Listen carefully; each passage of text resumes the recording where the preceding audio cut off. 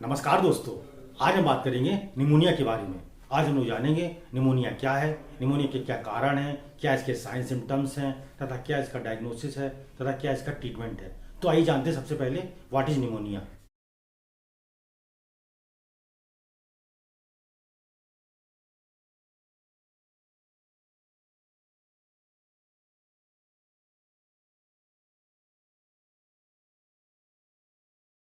Pneumonia की condition में हमारे जो लंग्स के एल्विलाई होते हैं उनमें इन्फ्लामेशन हो जाता है। यह इन्फ्लामेशन या तो एक लंग्स में हो सकता है या दोनों लंग्स में हो सकता है। इन्फ्लामेशन के फलस्वरूप हमारे जो एल्विलाई होते हैं उनमें या तो फ्लूइड भर जाता है या उसमें पस का फॉर्मेशन हो जाता है जो धीरे धीरे सॉलिड होने लगता है, जिसके कारण से हमारे लंग्स में ऑक्सीजन की कमी होने लगती है और पेशेंट को सांस लेने में काफ़ी प्रॉब्लम हो जाती है। जनरली निमोनिया नवजात शिशु में तथा जो बच्चे 2 साल से कम के हैं या जो वृद्ध लोग जिनकी आयु 65 वर्ष से अधिक है या जो व्यक्ति पहले से बीमार हैं या जिनका इम्यून सिस्टम काफ़ी वीक है, उस कंडीशन में भी निमोनिया हो सकता है। निमोनिया की कंडीशन में आपको साइन सिम्टम्स मॉडरेट से लेकर सीवियर तक देखने को मिल सकते हैं। इसमें कभी कभी पेशेंट की जान भी जा सकती है।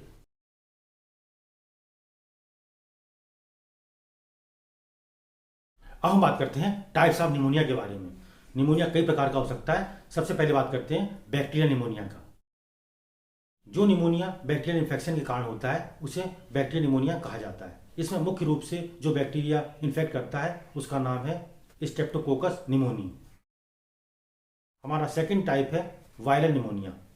वायरल निमोनिया अगर आप देखें तो इसमें जो निमोनिया वायरस के कारण होता है उसे वायरल निमोनिया कहा जाता है। इसमें अगर मुख्य रूप से अगर आप देखें तो कुछ वायरस आते हैं, जैसे आप कोविड-19 की बात कर सकते हैं, जैसे इसमें सार्स की बात कर सकते हैं हम लोग, और जो एक आरएसवी वायरस होता है जिसे रेस्पिरेटरी सिंसाइटियल वायरस के नाम से जाना जाता है। इन्फ्लुएंजा वायरस के द्वारा भी ये निमोनिया हो सकता है। नेक्स्ट हमारा माइकोप्लाज्मा निमोनिया। जो निमोनिया माइकोप्लाज्मा के द्वारा होता है उसे माइकोप्लाज्मा निमोनिया कहा जाता है। इसमें मुख्य रूप से जो माइकोप्लाज्मा प्रभावित करता है उसका नाम है माइकोप्लाज्मा निमोनी। नेक्स्ट है हमारा डबल निमोनिया। डबल निमोनिया अगर आप देखें, जब निमोनिया आपको दोनों लंग्स में हो जाता है उस कंडीशन को डबल निमोनिया कहा जाता है। जनरली निमोनिया एक लंग्स को प्रभावित करता है। नेक्स्ट हमारा लोअर निमोनिया। लोअर निमोनिया में जो लंग्स के जो लोब्स होते हैं जब उसमें निमोनिया हो जाता है उस कंडीशन को लोअर निमोनिया कहा जाता है। नेक्स्ट हमारा लोब्यूलर निमोनिया। इस कंडीशन में जो हमारे लंग्स के लोब्यूल्स होते हैं उनमें निमोनिया हो जाता है। इस कंडीशन को लोब्यूलर निमोनिया कहा जाता है। नेक्स्ट हमारा ब्रोंको निमोनिया। इस कंडीशन में हमारे ब्रोंकाई प्रभावित हो जाते हैं, ब्रोंकाई में निमोनिया हो जाता है। इस कंडीशन को ब्रोंको निमोनिया कहा जाता है। नेक्स्ट हमारा कम्युनिटी एक्वायर्ड निमोनिया। ये निमोनिया जो लोग समाज में रहते हैं, जिनको किसी भी कारण से, चाहे वो बैक्टीरिया हो, चाहे वायरस हो, चाहे फंगस हो, उसके कारण निमोनिया हो जाता है, उस कंडीशन को कम्युनिटी एक्वायर्ड निमोनिया कहा जाता है। नेक्स्ट है हमारा हॉस्पिटल एक्वायर्ड निमोनिया। जब कोई पेशेंट आपके हॉस्पिटल में भर्ती होता है, जब उसको 48 घंटे से अधिक हो जाते हैं, उस कंडीशन में यदि पेशेंट को निमोनिया हो जाता है उस कंडीशन को हॉस्पिटल एक्वायर्ड निमोनिया कहा जाता है। जनरली आप देखें, जिन पेशेंट्स को वेंटिलेटर पर या आईसीयू में रखा जाता है उन पेशेंट्स को हॉस्पिटल एक्वायर्ड निमोनिया होने के चांसेस काफ़ी अधिक रहते हैं। नेक्स्ट है हमारा एस्पायरेशन निमोनिया। एस्पायरेशन निमोनिया छोटे बच्चों में बहुत अधिक देखने को मिलता है। इस कंडीशन में क्या होता है, जब बच्चे सांस लेते हैं तो सांस के दौरान वो फ्लूइड उनके लंग्स में चला जाता है। इसमें आप चाहे वो पानी हो सकता है, चाहे वो मिल्क हो सकता है, और कभी कभी बच्चे उल्टी कर देते हैं, वो उल्टी उन्हें सीधे लंग्स में चली जाती है। इस कारण से बच्चों को निमोनिया हो सकता है, जिसे हम एस्पायरेशन निमोनिया के नाम से जानते हैं। एक निमोनिया और है जिसे वॉकिंग निमोनिया के नाम से जाना जाता है। वॉकिंग निमोनिया माइकोप्लाज्मा के द्वारा फैलता है। इसमें मुख्य रूप से माइकोप्लाज्मा निमोनी देखने को मिलता है। इस कंडीशन में पेशेंट को सीवियर सिम्टम्स देखने को नहीं मिलते हैं। पेशेंट रेस्ट करता रहता है और ठीक हो जाता है। इसमें पेशेंट को ज़्यादा प्रॉब्लम नहीं होती है, इसीलिए इसको वॉकिंग निमोनिया के नाम से जाना जाता है।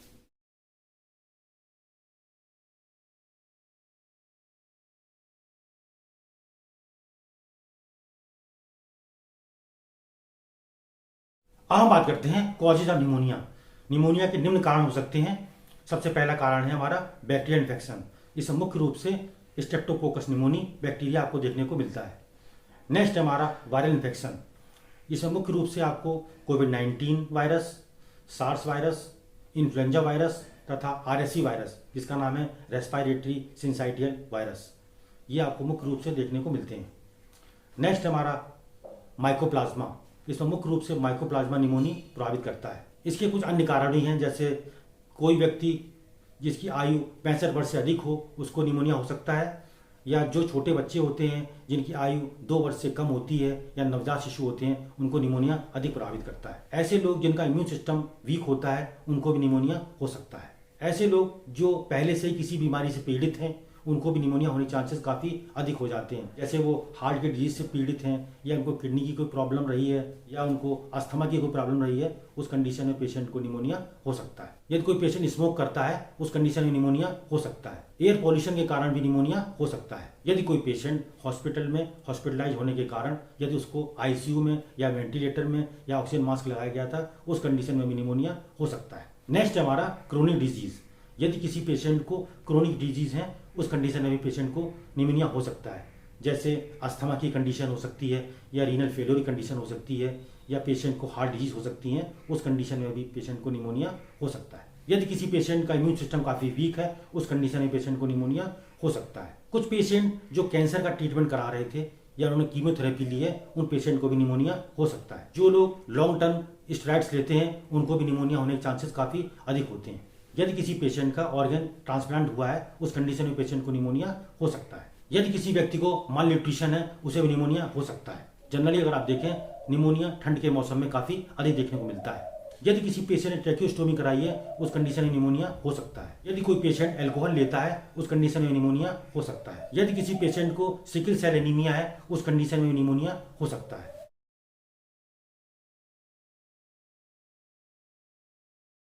अब हम बात करते हैं साइन सिम्टम्स ऑफ निमोनिया के बारे में। निमोनिया के निम्न साइन सिम्टम हो सकते हैं। सबसे पहला साइन सिम्टम आ रहा है फीवर। पेशेंट को फीवर आ सकता है, पेशेंट को ठंड लग सकती है, पेशेंट को काफ़ी पसीना भी आता है, पेशेंट को चेस्ट में पेन रहता है, पेशेंट को खांसी आती है तथा उसको बलगम भी काफ़ी निकलता है उसमें। पेशेंट का हृदय गति बड़ी होती है, पेशेंट की श्वसन दर बड़ी होती है, पेशेंट को सांस लेने में काफ़ी कठिनाई होती है जिसे डिस्निया के नाम से जाना जाता है। पेशेंट का जी मचला सकता है, पेशेंट को उल्टियाँ हो सकती हैं, पेशेंट को वीकनेस रहती है, पेशेंट को काफ़ी थकान रहती है, पेशेंट को भूख नहीं लगती है, पेशेंट का वेट कम हो जाता है, पेशेंट को डायरिया की प्रॉब्लम हो सकती है, पेशेंट को वीजिंग प्रॉब्लम हो सकती है, पेशेंट को शॉर्टनेस ऑफ ब्रीथ हो सकता है, पेशेंट को साइनोसिस की प्रॉब्लम हो सकती है। साइनोसिस का मतलब होता है जब इसमें स्किन और उसके बच्चे के हाथ पैर नीले पड़ जाते हैं, उस कंडीशन को साइनोसिस कहा जाता है। जिन लोगों की आयु 65 वर्ष से अधिक है उनमें टेम्परेचर कम देखने को मिलता है। जो लोग 65 वर्ष से अधिक हैं उनमें कन्फ्यूजन की प्रॉब्लम देखने को मिल सकती है।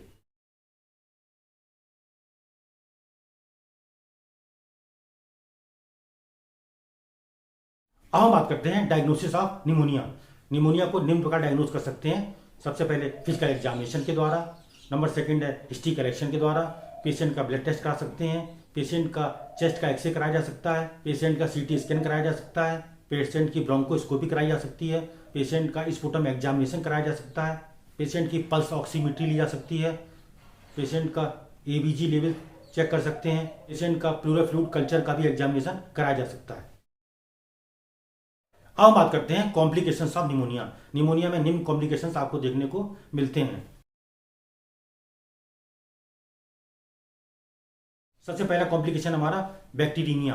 बैक्टीरियमिया के कारण पेशेंट को सेप्टिक शॉक हो सकता है। नेक्स्ट हमारा ट्रबल ब्रीदिंग, पेशेंट को सांस लेने में काफ़ी कठिनाई हो सकती है। नेक्स्ट हमारा लंग एब्सिस, पेशेंट को लंग्स में एब्सिस हो सकता है। नेक्स्ट हमारा पेशेंट के चेस्ट कैविटी और लंग्स के बीच में फ्लूइड भरने की संभावनाएं काफ़ी अधिक हो जाती हैं। अब हम बात करते हैं ट्रीटमेंट के बारे में।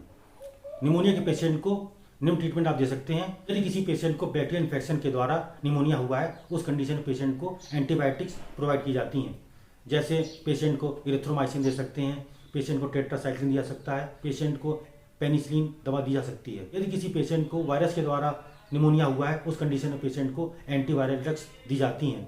यदि किसी पेशेंट को फंगस के द्वारा निमोनिया हुआ है उस कंडीशन में एंटी फंगल ड्रग्स दी जाती हैं। पेशेंट को ब्रोंकोडायलेटर ड्रग्स दी जा सकती हैं, जैसे थियोफाइलिन है, डेरिफाइलिन है, ये दवाएं आप प्रोवाइड कर सकते हैं। पेशेंट को ऑक्सीजन थेरेपी प्रोवाइड की जा सकती है। पेशेंट को पेन रिलीफ के लिए हम लोग एनाल्जेसिक ड्रग्स प्रोवाइड कर सकते हैं, जैसे डिक्लोफेनिक सोडियम। पेशेंट को खांसी के दौरान एंटीट्यूसिव ड्रग्स दी जा सकती हैं। तो ये था हमारा छोटा सा टॉपिक निमोनिया। आप हमारे चैनल को सब्सक्राइब कर सकते हैं, आप हमारे वीडियो को लाइक कर सकते हैं, आप हमारे वीडियो को शेयर कर सकते हैं। Thank you.